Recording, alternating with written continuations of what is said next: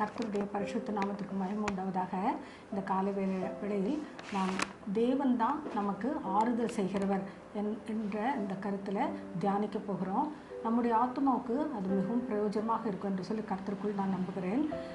முதலாவதாக ஏசாயா புத்தகத்தில் 66வது அதிகாரம் அந்த வசனங்களை நம்ம வாசிப்போம். 11வது வசனத்தில் சொல்லப்பட்டிருக்கு, நீங்கள் அவளுடைய ஆறுதல்களின் முளைப்பால உண்டு திருப்தியாகி சூப்பி கொடுத்து அவளுடைய மகிமையின் பிரசன்னத்தினால மனம் மகிழ்ச்சியாகுங்கள் என்று சொல்லப்பட்டிருக்கு. அது மட்டும் இல்லை, தொடர்ந்து வாசித்தா கர்த்தர் சொல்லுகிறது என்னவென்றால், இதோ நான் சமாதானத்தை ஒரு நதியைப் போலவும் ஜாதிகளின் மகிமையை புரண்டு ஓடுகிற ஆற்றைப் போலவும் அவளிடமாக பாழும்படி செய்கிறேன். அப்பொழுது நீங்கள் முளைப்பால் குடிப்பீர்கள், இடுப்பில் வைத்து சுமக்கப்படுவீர்கள், முழங்காலில் வைத்து தாளாட்டப்படுவீர்கள்.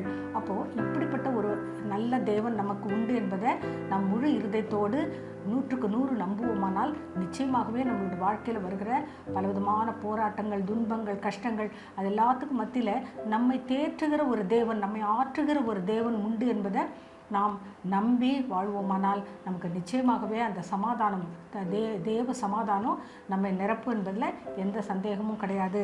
அதே போல தான் ஒருவனை அவன் தாய் தேற்றுவது போல, அதாவது உலகத்தில் பொதுவாகவே சொல்லுவாங்க, அம்மா மாதிரி ஒரு அன்பு நம்ம பார்க்க முடியாதுன்னு. அப்போது அந்த தாய் தேற்றுவது போல நான் உங்களை தேற்றுவேன், நீங்கள் எருசலேமிலே தேற்றப்படுவீர்கள்.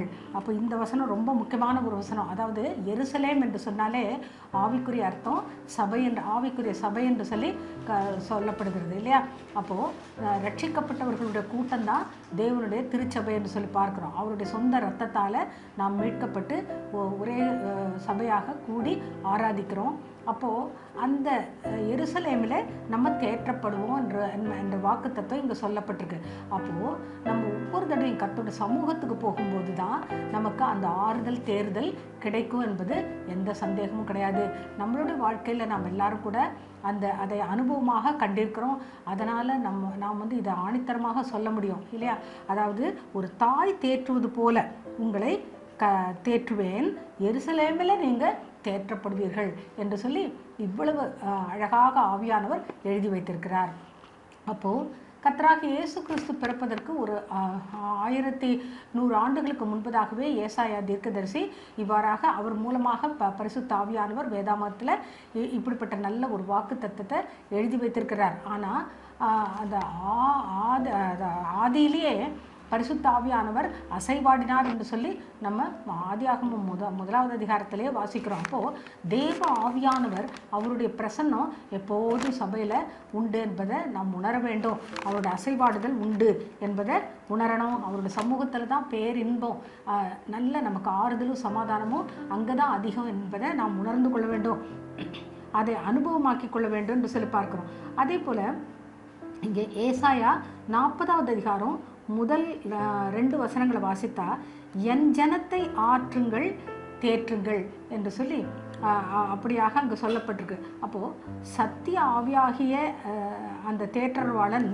அவர் வந்து நமக்கு அந்த ஆறுதலும் தேறுதலும் கொடுக்கிறவராக இருக்கிறார். அதே போல தான் நாமும் சபையில் எப்படி இருக்கணும், மற்றவர்களை ஆற்றுகிறவர்களாக தேற்றுகிறவர்களாக நாம் நம்மளுடைய பேச்சு காரியங்கள் இருக்கணும். அதாவது உதாரணத்துக்கு சொல்லப்போனால் ஏழைகள் வருவாங்க, இல்லாட்டி விதவைகள் வருவாங்க, வாழ்க்கையில் ரொம்ப துன்பப்பட்டு ரொம்ப வாழ்க்கையில் அடிப்பட்டவங்க கஷ்டப்பட்டவங்க வருவாங்க. அப்போது அவர்களுக்கு மத்தியில் நாம் அந்த ஆறுதலை சமாதானத்தை கூறுகிறோமா என்பது தான் ரொம்ப முக்கியமான ஒரு காரியம். நாம் ரட்சிக்கப்பட்ட தேவனுடைய பிள்ளைகளிடத்தில் கர்த்தர் அதை எதிர்பார்க்கிறார். ஏனென்றால் நமக்கு இயேசுவே அல்லது தேவனே நமக்கு தேற்றவாளனாகிய சத்திய ஆவியானவர் என்று சொல்லி நம்ம யோவான் புத்தகத்தில் தெளிவாக வாசிக்கிறோம் இல்லையா.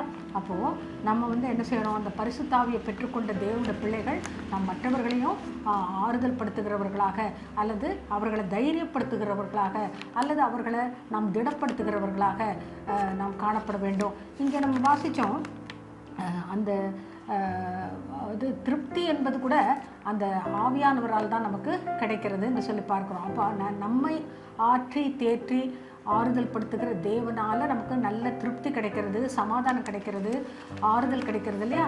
அப்போ அதே அனுபவத்தை நாம் மற்றவர்களிடத்துலையும் நாம் அவர்களை ஆற்றி தேற்றும் போது அவர்களுக்கும் அந்த சமாதானம் கிடைக்கும் என்பதில் எந்த சந்தேகமும் கிடையாது.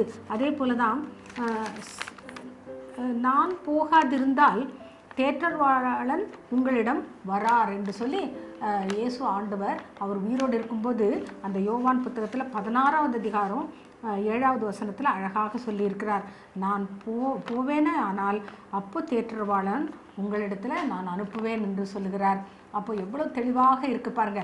அதாவது இயேசு ஆண்டவர் அவர் மாம்சத்தில் 33 வருடங்கள் உலகத்தில் வாழ்ந்த காலம் முடியும் போது தன்னுடைய சீஷர்களிடத்தில் தெளிவாக அவர் தன்னுடைய காரியத்தை சொல்லுகிறார். அதாவது நான் போகாதிருந்தால், எங்கே போகிறார் அவர்? பிதாவினிடத்தில் போகிறார் இல்லையா. அதையும் ஆண்டவர் அங்கே தெளிவாக சொல்கிறார். 16:28 வாசிச்சா, நான் பிதாவினிடத்திலிருந்து உலகத்துக்கு வந்தேன், அதே போல் மறுபடியும் பிதாவினிடத்தில் போகிறேன், ஆனால் நான் போன பிறகு உங்களுக்கு அந்த தேற்றவாளனை அனுப்புவேன் என்று சொல்லி இவ்வளவு தெளிவாக தேவன் கர்த்தராகிய இயேசு கிறிஸ்து உயிரோடு இருக்கும்போதே அவர் கூறியிருக்கிறார். அதனால் நமக்கு நல்ல தேற்றவாளன் என்பது இயேசு கிறிஸ்து என்பதை நாம் மறக்கக்கூடாது. அவர் எப்படி மற்றவர்களை நம்மை எப்படி ஆற்றி தேற்றி மிகுந்த சமாதானத்தை, சந்தோஷத்தை, மிகுந்த மகிழ்ச்சியை கொடுக்குறாரோ, திருப்தி கொடுக்குறாரோ, அதே போல தான் நாம் நம்மோடு கூட இருக்கிற சக விசுவாசிகள் இடத்துல அல்லது நம்மளோட குடும்பத்தில் இருக்கிறவங்க, நம்மோடு வேலை செய்கிறவங்க கிட்ட நாம் அந்த ஆறுதல் சமாதானத்தை நாம் பகிர்ந்து கொள்ள வேண்டும். அதை அவர்களையும் நாம் ஆற்றி தேற்றுகிறவர்களாக இருக்க வேண்டும். அவர்களை திடப்படுத்துகிறவர்களாக, தைரியப்படுத்துகிறவர்களாக இருக்க வேண்டும். அதாவது மற்றவங்களை என்கரேஜ் பண்ணவும் நம்ம பழகணும். எப்போதும் மற்றவர்களுடைய குற்றங்களையே பார்த்து அவர்களை நாம் சலித்து கொள்கிறது அப்படி இல்லாமல் நம்ம அவர்களுக்கு புத்தி சொல்ல வேண்டும் என்று ஆவியானவர் விரும்புகிறார்.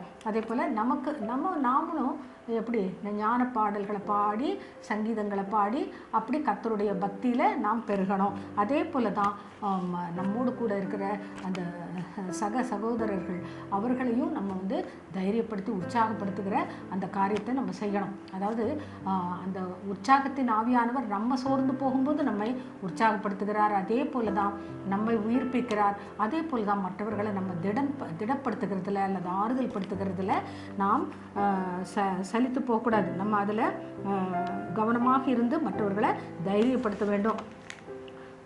யோவான் 16:23 அழகாக சொல்லப்பட்டிருக்கு பாருங்கள். மெய்யாகவே நான் உங்களுக்கு சொல்கிறேன், என் நாமத்தினாலே பிதாவினிடம் நீங்கள் கேட்பதை அவர் உங்களுக்கு தருவார் என்று சொல்லி ஒரு பெரிய வாக்குத்தத்தம் அங்கே சொல்கிறார்.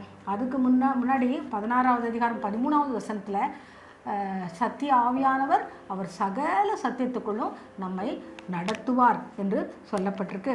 அப்போது அந்த வசனம் எப்படி பாருங்கள், சத்திய ஆவியானவர் நம்மை சகல சத்தியத்துக்குள்ளும் வழி நடத்துவார் என்பதை எனக்கு கூட ஆரம்பத்தில் ஆவியானவர் இந்த வாக்குத்தத்த வசனத்தை கொடுத்து தான் அவர் சகல சத்தியத்துக்குள்ளும் என்னை வழி நடத்தினார் என்று சொல்ல முடியும். எப்படியானால் விக்கிரகங்களுக்கு அடிமையாக இருந்தோம், பாவத்துக்கு அடிமையாக இருந்தோம், பலவிதமான பிசாசின் கிரியைகளுக்கெல்லாம் நம்ம அடிமையாக இருந்தோமே. அப்போ அந்த சூழ்நிலையில் கர்த்தருடைய ஆவியானவர் நம்ம மேலே இறங்கும்போது, நமக்குள்ளே வரும்போது தான் அந்த சகல சத்தியத்துக்குள்ளே அவர் வழி நடத்தி முழுவதும் கர்த்தருடைய பிள்ளைகளாக அவர் மாற்றியிருக்கிறார்.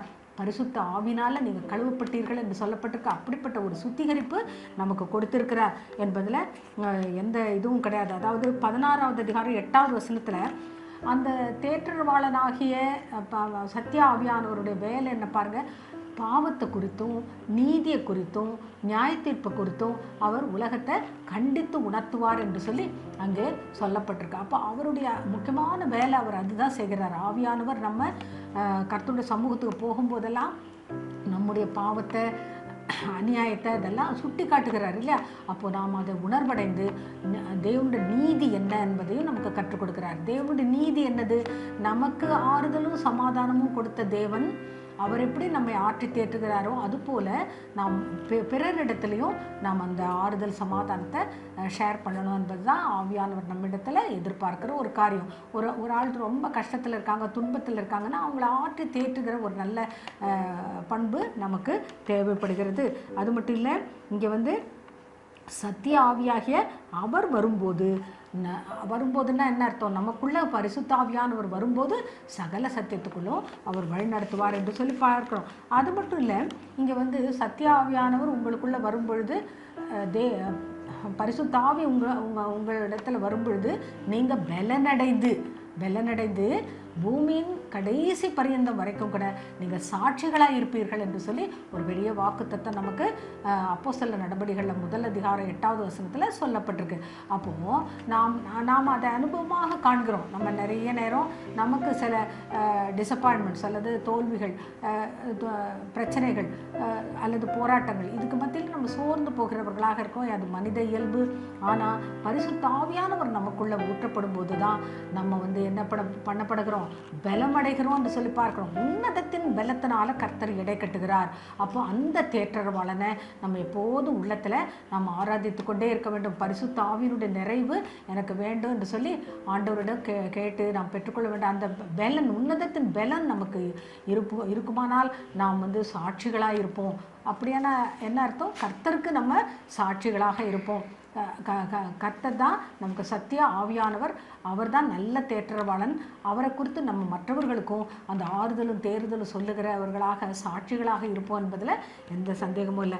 இதே போல் தான் யோவான் 16வது அதிகாரம் 33வது வசனம் வாசிப்போமானால், அதில் உலகத்தில் உபத்திரம் உண்டு, திடன் கொள்ளுங்கள், நான் உலகத்தை ஜெயித்தேன். உலகத்தில் உபத்திரம் உண்டு, ஆனாலும் திடன் கொள்ளுங்கள் என்று சொல்லி இயேசு கிறிஸ்து அவர் சொல்லுகிறத நம்ம வாசிக்கணும். நம்ம அதை மறக்கவே கூடாது. அதாவது நம்மளோட வாழ்க்கையில் நம்ம எப்போதும் திடனற்றவர்களாக இருக்கக்கூடாது, திடன் உள்ளவர்களாக திடன் கொள்ள வேண்டும் என்பது தான் கர்த்தர் நமக்கு கற்றுக் கொடுக்குற ஒரு முக்கியமான காரியம். அதாவது திடன் கொள்ளுங்கள். உலகத்தில் உபத்திரம் உண்டு இல்லையா. உலகத்தில் நம்ம நமக்கு சுற்றிலும் பார்க்குற காரியங்கள், நம்ம கர்த்தரோட ஊழியங்களுக்கு விரோதமாக அல்லது கர்த்தரோட பிள்ளைகளுக்கு விரோதமாக நிறைய காரியங்கள் பிசாசு அல்லது சாத்தான் தடை பண்ணுகிறத அல்லது தொந்தரவுகளை கொடுக்கறத நம்ம பார்க்குறோம். ஆனால் அதில் நம்ம எப்படி இருக்கணும்? சோர்ந்து போகக்கூடாது அல்லது விழுந்து போகக்கூடாது. நம்ம அந்த நம்பிக்கையை விட்டு இடது பக்கம் வலது பக்கம் சாயக்கூடாது. நாம் முழு இருதயத்தோடு கர்த்தரிடத்தில் நம்பிக்கை வைத்து அவருடைய வருகைக்கு அவளோடு காத்திருக்கிற வேண்டியவர்களாக இருக்கிறோம். அப்போது திடன் கொள்ளுங்கள், நான் உலகத்தை ஜெயித்தேனுங்கிறாரு. அப்போ அவர் நான் உலகத்தான் அல்லாதது போல் நீங்களும் உலகத்தார் அல்ல என்றெல்லாம் சொல்லியிருக்கிறாரு. அதே மாதிரி தான் உலக ஸ்நேகம் தேவனுக்கு விரோதமான பகை என்று சொல்லியிருக்கிறாரு. அப்போ அப்படிப்பட்ட காரியங்களில் நம்ம கவனமாக இருந்த அந்த உலக ஆவி நமக்குள்ளே வராதபடி, ஆனால் அதே நேரத்தில் நாம் பிறரிடத்தில் அன்பு கூர்ந்து அவர்களை ஆற்றி தேற்றி அவர்களை ஆண்டவருக்குள்ளே வழிநடத்த வேண்டியவர்களாக இருக்கிறோம். மற்றவர்களை திடப்படுத்துகிறவர்களாகவும் நாம் இருக்க வேண்டும். அதாவது அவர்களை உற்சாகப்படுத்தி தைரியப்படுத்த வேண்டியது நம்மளோட கடமையாக இருக்கிறது. அப்போது ஆற்றி தேற்றும் ஆண்டவர் நமக்கு நம்மோடு இருக்கிறார். அப்போ இப்படிப்பட்ட நல்ல தேற்றவாளன் நம்மோடு இருக்கிறார் என்ற அந்த உணர்வு நமக்கு எப்போதும் வேண்டும். அவர் சதா காலங்களிலும் நான் உங்களோடு கூட இருக்கிறேன் என்று சொல்லி உயிர்த்தெழுந்த இயேசு நம்ம இடத்துல சொல்லியிருக்கிறார். அப்படியானால் அப்படிப்பட்ட நல்ல வாக்குத்தத்தங்களை நம்ம மறவாமல் அனுதினமும் கர்த்தருக்கு நன்றி சொல்லிக்கொண்டே இருக்கணும். கர்த்தரோட பிரசன்னத்தில் இருப்போமானால் நமக்கு அந்த ஆறுதலும் தேறுதலும் நிறைவாக இருக்கும். நமக்கு அந்த சந்தோஷம் மகிழ்ச்சி நிறைவாக இருக்கும். அதுபோல் நாம் காண்கிறவர்களை, நாம் சந்திக்கிறவர்களை, நாம் பேசுகிறவர்களோடு சம்பாஷிக்கிறவர்களோடு கூட நாம் அந்த ஆறுதலும் தேறுதலும் சமாதானத்தையும் அவர்களிடத்தில் சொல்ல முடியும். அதே போல் அவர்களை திடப்படுத்த முடியும் என்பதில் எந்த சந்தேகமும் இல்லை. அதே போல் தான் கர்த்தருடைய வாக்கு திட்டங்கள், அதாவது அவருடைய வாக்குகள் அல்லது அவருடைய வசனம், தேவனுடைய ஜீவ வசனங்கள், அவை நம்மை தேற்றுகின்றன என்று சொல்லி பார்க்கிறோம். அப்போது அந்த நல்ல தேற்றவாளன் அவருடைய வாக்குகள், அவருடைய வசனங்கள் அவை நம்மை தேற்றுகிறபடினால் நாமும் அந்த வசனங்களை மற்றவரிடத்தில் சொல்ல வேண்டும். அதாவது தேவனுடைய ஜீவ வசனங்களை நம்ம மற்றவர்களிடத்தில் சொல்லி அவர்களுக்கும் அந்த ஆறுதலும் சமாதானமும் கிடைக்கும்படி நாம் செய்ய வேண்டும். இங்கே பாருங்கள், சங்கீதம் 84 சொல்லப்பட்டிருக்கு, 1000 நாள் நான் இந்த ஆகாமிய கூடாரத்தில் வாழ்வதை பார்க்கலாம், ஒரே ஒரு நாள் கர்த்தருடைய சமூகத்தில் இருப்பது எனக்கு நலம் என்று சொல்லி பக்தன் பாடுகிறத பார்க்குறோம். அதே போல தான் நம்மளுடைய எண்ணமும் இருக்க வேண்டும். நாம் நம்மளுடைய சிந்தனையில் எப்போதும் கர்த்தருடைய சமூகத்தில் நாம் இருக்க வேண்டும் என்று சொல்லி வாஞ்சிக்க வேண்டும். அவருடைய சமூகத்தில் நித்திய பேரன்போன்னு சொல்லி பார்க்குறோம். அப்போ அவருடைய சமூகத்தை நித்தமும் நாம் தேடி நாடுவோமானால் நிச்சயமாகவே அந்த திருப்தி, சமாதானம், ஆறுதல் அதெல்லாம் நதியை போல் நமக்கு பெருகும் என்பதில் எந்த சந்தேகமும் இல்லை. அதே போல் தான் மற்றவர்களையும் நம்ம ஆறுதல் படுத்தி நடத்த வேண்டும். பாருங்கள், ஏசாயா 40வது அதிகாரம் 9வது வசனத்தில், இதோ உன் தேவன் என்று கூறு. நீ ஜியோன் குமாரத்தையே நீ பர்வதத்தின் மேலே ஏறி இதோ உன் தேவன் என்று கூறு என்று சொல்லி சத்தமிட்டு சொல்லு என்று சொல்லி அங்கே சொல்லப்பட்டிருக்கு. அதுக்கு என்ன அர்த்தம்? நம்ம மற்றவர்கள், அதாவது துன்பத்தில் இருக்கிறவங்க, கஷ்டத்தில் இருக்கிறவங்க, ஏழைகள், அப்படிப்பட்ட தேவைகளோடு கஷ்டப்படுறவங்க, கடன்களோடு கஷ்டப்படுறவங்க, அப்படிப்பட்ட ஜனங்களுக்கு நம்ம ஆறுதல் சொல்லி அவர்களுக்கு நல்ல புத்திமதிகளை சொல்லி நம்ம தேற்றுகிறவர்களாக இருக்க வேண்டும். அவர்களை திடப்படுத்துகிறவர்களாக இருக்க வேண்டும். நம்மால் ஆன உதவிகளை நம்ம செய்யும்போது தான் கர்த்தருடைய நாமம் மகிமைப்படும் என்று சொல்லி பார்க்கிறோம். அது மட்டும் இல்லை, இதோ உன் தேவன் என்று கூறு. நிறைய பேருக்கு, லட்சக்கணக்கான ஜனங்களுக்கு இன்னும் உண்மையான தேவன் யாருன்னு தெரியல இல்லையா? அப்போது நம்ம சிருஷ்டித்த கர்த்தர் ஒருவர் தான். அந்த தேவன் நமக்கு அவர் மாம்சமாக இயேசு ஆண்டவராக வெளிப்பட்டார். குறித்த காலத்தில் அப்படி வெளிப்பட்டார். அது மட்டும் இல்லை, அவருடைய தேவ சித்தத்தை முடித்துவிட்டு அவர் மறுபடியும் இப்போ உலகத்தில் உயிர்த்தெழுந்த இயேசு அவர் நம்முடைய உள்ளத்தில் வாசம் பண்ணுகிறார். அது மட்டும் இல்லை, நல்ல தேற்றரவாளனாக அவர் நம்ம மத்தியில் உலாவிக் கொண்டிருக்கிறார். அதனால் நாம் மற்றவர்களுக்கு இதோ உன் தேவன் என்று சொல்லி நாம் அடையாளம் காட்ட வேண்டும். நம்ம அவர்கள் கர்த்தரை நம்ம காண்கிறவர்கள் கிறிஸ்துவை காணணும். அதை கிறிஸ்துவை நம்ம தரித்து கொண்டோம் என்பதில் அந்த தேவனுடைய சாயல் நமக்குள்ளே இருக்கணும். அவர் செய்தது போலவே நாமும் மற்றவர்களை ஆற்றி தேற்றி நம்மளுடைய இனிய வார்த்தைகளினால் அவர்களை ஆதாயம் பண்ண வேண்டும் என்று சொல்லி பார்க்கிறோம். அப்போது இதோ உன் தேவன் என்று கூறு. அப்போது ஜீவனுள்ள தேவன் இவர்தான் மெய்யான தேவன் என்று யாக்கோபு புத்தகத்தில் சொல்லியிருக்கிற அப்படிப்பட்ட காரியங்களை நம்ம வெட்கப்படாமல் தைரியமாக மற்றவர்களுக்கு சொல்ல வேண்டும். அதே போல் கர்த்தர் நல்ல தேற்றரவாளனாக அவருடைய மந்தையை அவர் மெதுவாய் நடத்துவார். அவர் தன்னுடைய மந்தையை மேய்க்கிறாரு. நல்ல மேய்ப்பராக இருந்து அவர் மேய்க்கிறார். அது மட்டும் இல்லை, அவர் மெதுவாக நடத்துவார் என்று சொல்லி நாம் வாசிக்கிறோம். ஏசாயா 40:11 அவ்வாறாக அங்கு தீர்க்க தரிசனமாக சொல்லப்பட்ட வார்த்தைகள் இன்றைக்கும் நம்ம சபைகளில் ஆவியானவருடைய அசைபாடுதலும் அவருடைய பிரசன்னமும் அவர் நம்மை நடத்துதலையும் நாம் உணர்ந்து கொண்டிருக்கிறோம். அப்போது நாம் அதை கண்கூடாக காண்கிறோம் இல்லையா? நம்ம ஆண்டவர் நல்ல மேய்ப்பராக நம்மை கண்காணிக்கிறார். நம்முடைய ஆத்துமாக்களுக்கு அவர் நல்ல கண்காணியாக இருக்கிறார். பாருங்கள், நல்ல கண்காணியினுடைய காரியங்கள் எல்லாம் நமக்கு தீத்து புத்தகத்தில் எழுதப்பட்டிருக்கு. அப்படிப்பட்ட எல்லா பூர்ண சர்க்குணராக கர்த்தர் இருந்து நம்மை நல்ல மேய்ப்பராக அவர் ஆதரிக்கிறார், ஆசீர்வதிக்கிறார், நம்மை பராமரிக்கிறார், போஷிக்கிறார். அதே போல தான் ஆறுதல் படுத்தி தேற்றுகிறார், திடப்படுத்துகிறார். அந்த காரியங்களை நாம் மற்றவர்களுக்கும் கஷ்டத்தில் இருக்கிறவங்களை நாம் ஆற்றி தேற்றுகிறவர்களாக இருக்க வேண்டும் என்று சொல்லி ஆவியானவர் எதிர்பார்க்கிறார், விரும்புகிறார்.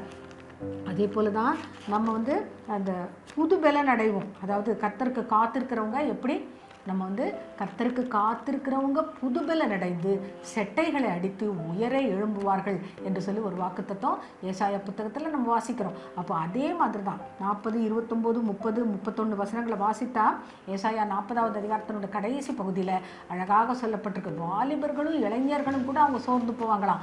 ஆனால் கர்த்தருடைய புதுபலன் பெற்றுக்கொண்டவங்க அவங்க ஓடினாலும் இளைப்படையார்கள், நடந்தாலும் அவங்க சோர்வடையார்கள் என்று சொல்லி அப்படிப்பட்ட ஒரு நல்ல தீர்க்க தரிசன வார்த்தைகள், வாக்குத்தத்த வார்த்தைகள் நமக்கு கொடுக்கப்பட்டிருக்கு. அப்படியானால் நாம் கர்த்தருக்கு காத்திருக்கிறோமா? அவருடைய பரிசுத்த ஆவியை பெற்றுக்கொள்வதற்கு ஒவ்வொரு நாளும் கூட நாம் புதுப்பிக்கப்பட, புது பலன் என்றால் என்ன அர்த்தம்? நம்ம புதுசாக இன்னைக்கு ஒவ்வொரு நாளும் கர்த்தருடைய புது பலன் பெற்றுக்கொள்ள வேண்டும். அந்த உன்னதத்தின் பலன் நமக்கு வந்தால் தான் நாம் சாட்சிகளாக இருக்க முடியும், கர்த்தருக்கு சாட்சிகளாக இருக்க முடியும், நாம் கர்த்தருடைய சித்தத்தை செய்ய முடியும் என்று சொல்லி பார்க்கிறோம். அப்போது அந்த புதுபலன் அடைவதற்கு நாம் வந்து ஆயத்தமாக இருக்கிறோம். ஒவ்வொரு நாளும் நாம் கர்த்தருடைய புது பலனை பெற்றுக்கொள்ள வேண்டும். அதே போல் தான் சகலவித ஆறுதலின் தேவன் என்ற ஒரு வார்த்தையை நம்ம பைபிளில் வாசிக்கிறோம். அதாவது அப்போஸ்தல நடபடிகளில் 9ஆம் அதிகாரம் 29 முதல் 31 வசனங்களை நம்ம வாசிக்கும்போது நான் சுருக்கமாக சொல்கிறேன்.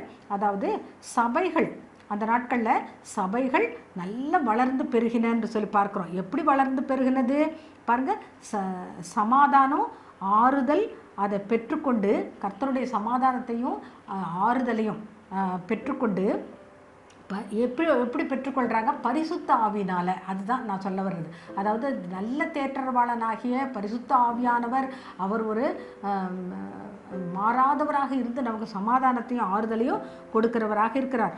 அப்படி பெற்றுக்கொண்டு பக்தி விருத்தி அடைந்து, அந்த நாட்களில் சபைகள், ஆதி அப்போஸ்தல சபைகளில் நம்ம பார்த்தோம்னால் நல்ல பக்தி வைராக்கியம், பக்தி விருத்தி அதெல்லாம் நம்ம பார்க்குறோம். பயபக்தி அதெல்லாம் இருந்தது என்று சொல்லி பார்க்குறோம்.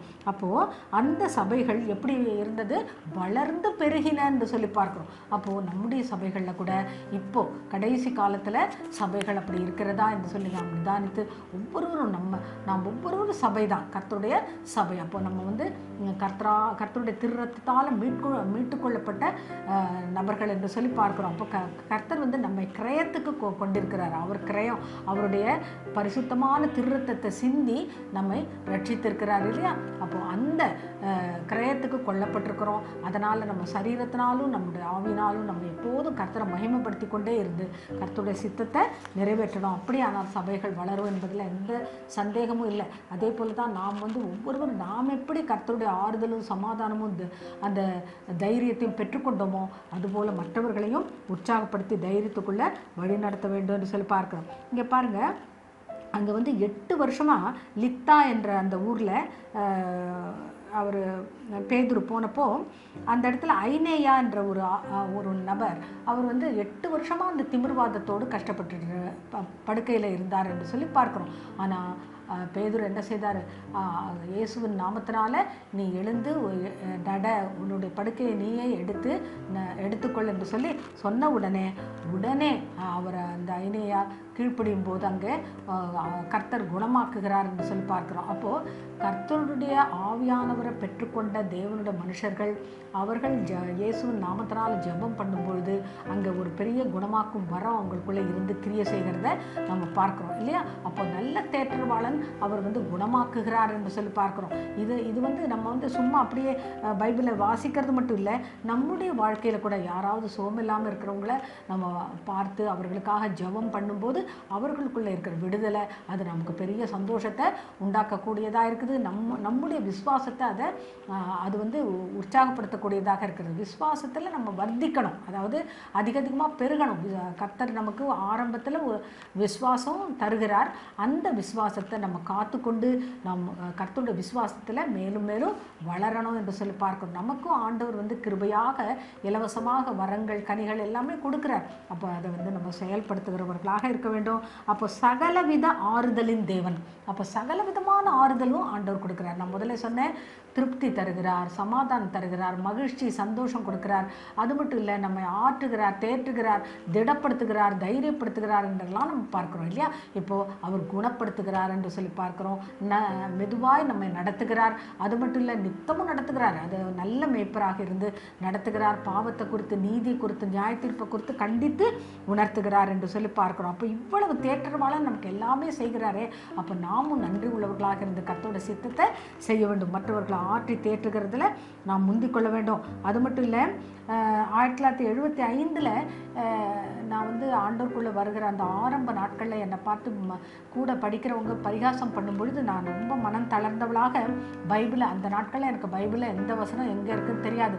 அப்போது பைபிளை திறந்த உடனே ஒரு பிரைட் லைட் அப்படியே அந்த ஒரு குறிப்பிட்ட அந்த வசனத்துக்கு நேராக என்னோடய கண்களை ஆண்டவர் நடத்தினார். அது மட்டும் இல்லை, daughter be of good comfort by thy faith alone I made the whole என்று சொல்லி நல்ல பிரைட்டாக பெரிய எழுத்துக்களாக தெரிந்ததாக இருந்தது. எனக்கு அது ஆரம்ப நாட்கள். அப்போது எனக்குள்ள ஒரு நபர் பக்கத்திலே வந்து என்னை ஆற்றி தேற்றி திடப்படுத்தினது என்னால் சொல்ல முடியும். அது இன்றைக்கும் எனக்கு அப்படியே ஞாபகத்தில் இருக்கிறது. இந்த பகுதியை வாசிக்கும் போதெல்லாம் மத்தேயு 9:22 நம்ம வாசிக்கிறோம், மகளே திடன்கொள் என்றார் என்று சொல்லி வாசிக்கிறோம். எவ்வளவு நல்ல வசனம் பாருங்கள். அதை இப்போ நினைச்சாலும் கூட எனக்கு அவ்வளோ சந்தோஷமாக இருக்கும். ஒரு மனிதன் நம்ம ஆற்றி தேற்றுவதை விட தேற்றரவாளனாகிய கர்த்தராகிய இயேசு கிறிஸ்து நம்மை தேற்றும் போது அது நித்தியமாய் நமக்குள்ள ஒரு பெரிய சந்தோஷத்தையும் சமாதானத்தையும் ஆறுதலையும் தேறுதலையும் கொடுக்கிறது என்பதில் எந்த சந்தேகமும் கிடையாது.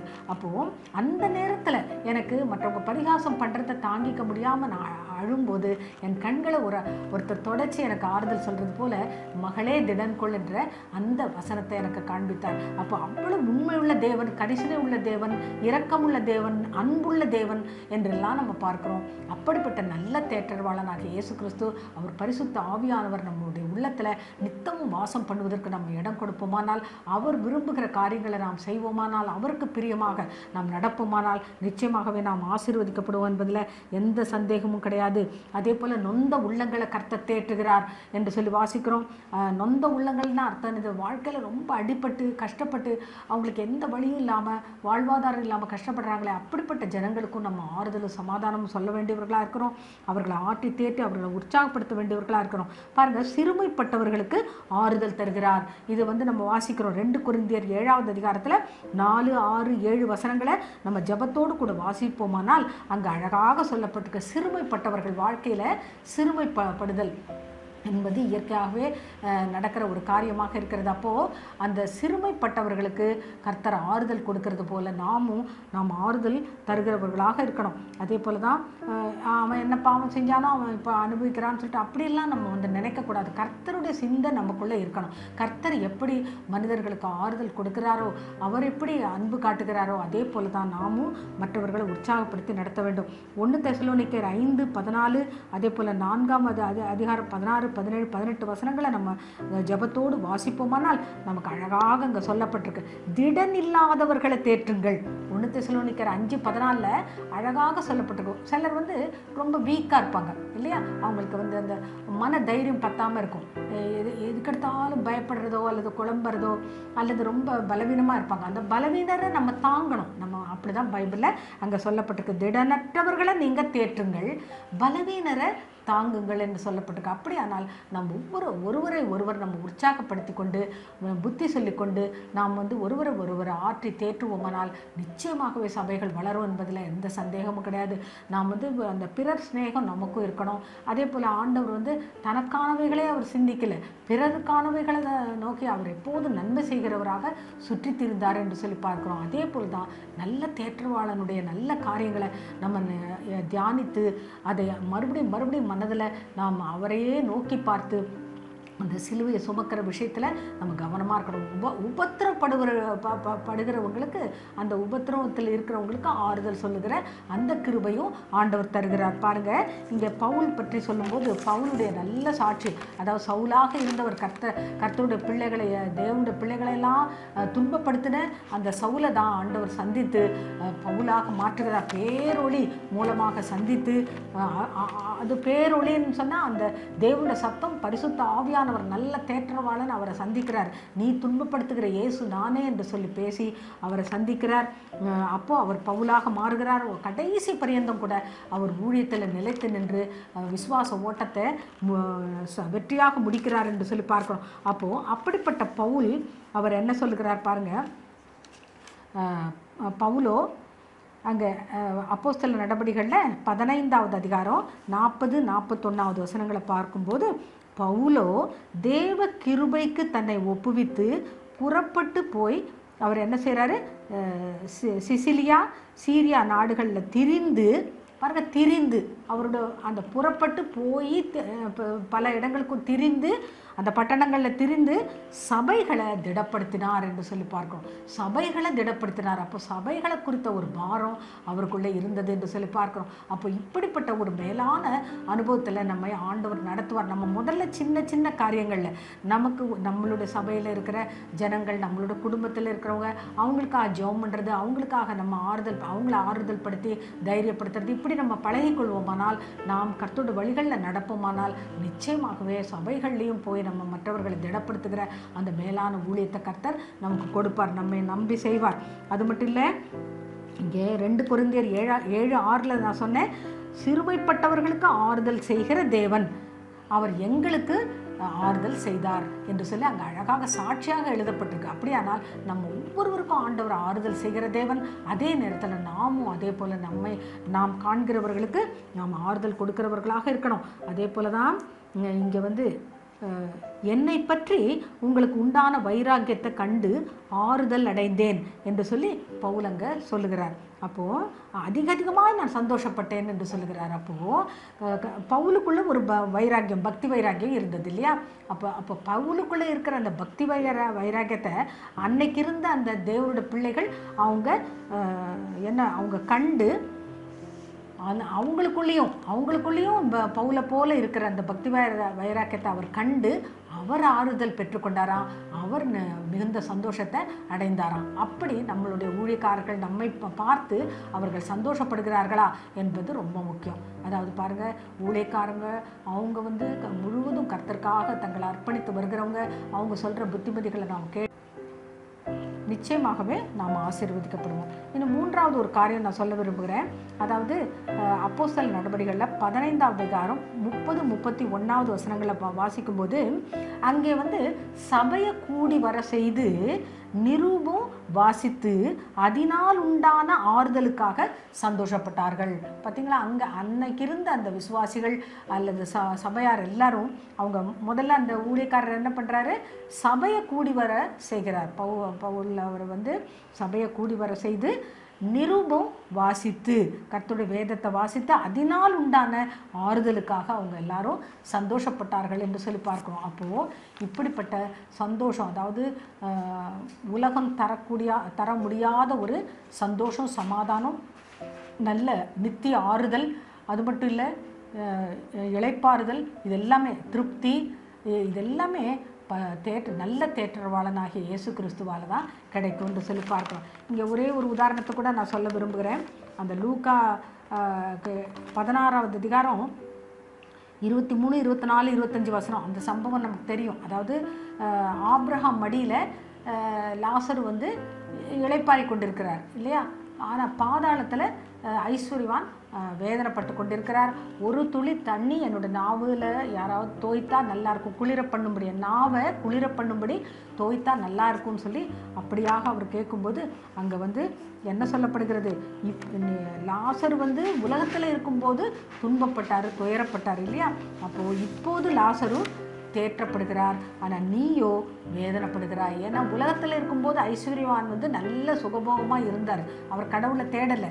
அப்போது லாசர் உலகத்தில் இருக்கும்போது துயரப்பட்டார், துன்பப்பட்டார்.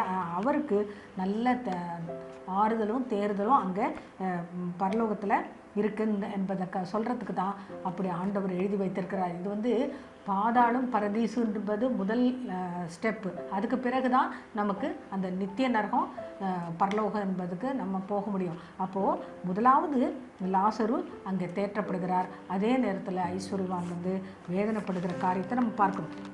அதே போல் லூக்கா 2:25 இன்னும் ஒரு நல்ல காரியத்தை நம்ம வாசிக்கிறோம். அதாவது சிமியோன் அவர் இஸ்ரவேலுக்கு ஆறுதல் வர காத்திருந்தான் என்று சொல்லி வசனம் வாசிக்கிறோம். அவர் எப்படி சாட்சி கொடுக்கிறாருன்னா, அந்த ரட்சணத்தை என் கண்கள் கண்டது என்று சொல்லி அப்படியாக இயேசு கிறிஸ்துவை குறித்து சாட்சி கொடுக்கிறார். அது மட்டும் இல்லை, இஸ்ரவேலுக்கு ஆறுதல் வர காத்திருந்தவன் அந்த சிமியோன் என்று சொல்லி பார்க்கிறோம். அது மட்டும் இல்லை, புறஜாதிகளுக்கு ஒளியாக அவர் வரப்போகிறத அங்கே தீர்க்க தரிசனமாக அவர் சொல்லுகிறத நாம் பார்க்கிறோம். அவர் அந்த சிமியோன் மேல் பரிசுத்த ஆவி இருந்தார் என்று சொல்லி பார்க்கிறோம். பரிசுத்த ஆவியானவர் இருந்தார்.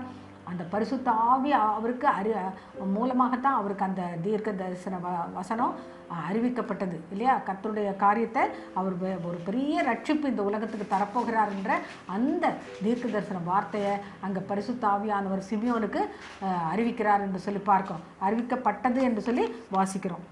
அப்படியானால் நாம் ஒவ்வொருவரும் கூட நல்ல தேற்றவாளனாகிய இயேசுவை உள்ளத்தில் நாம் அனுபவிக்கணும்.